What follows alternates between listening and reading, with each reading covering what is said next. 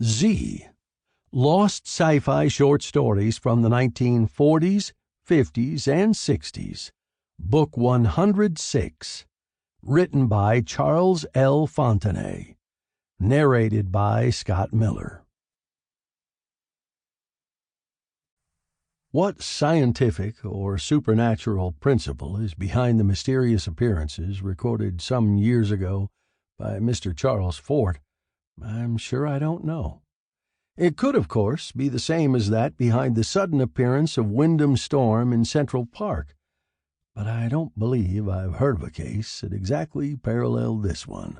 I gather from a perusal of Mr. Fort's works that it is not uncommon for these unheralded visitors to come on stage without the formality of clothing, but I don't believe it's customary for them to bring their wives along.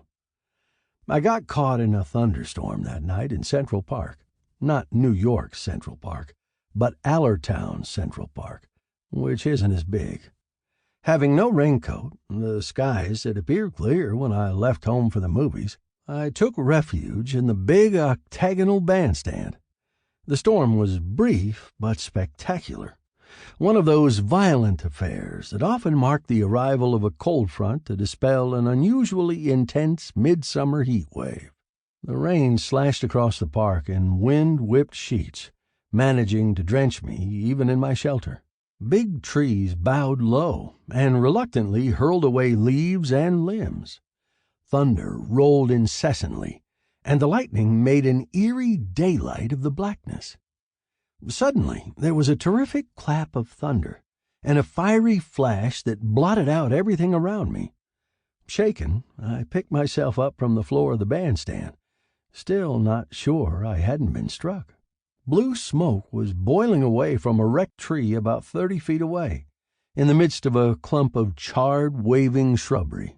And, like Venus rising from the foam, the naked woman stepped out of the shrubbery, followed by the naked man. My first impulse was to laugh at these two, whom the storm had chased from their hiding place, and to be astonished at their brashness in disrobing completely in the heart of the park.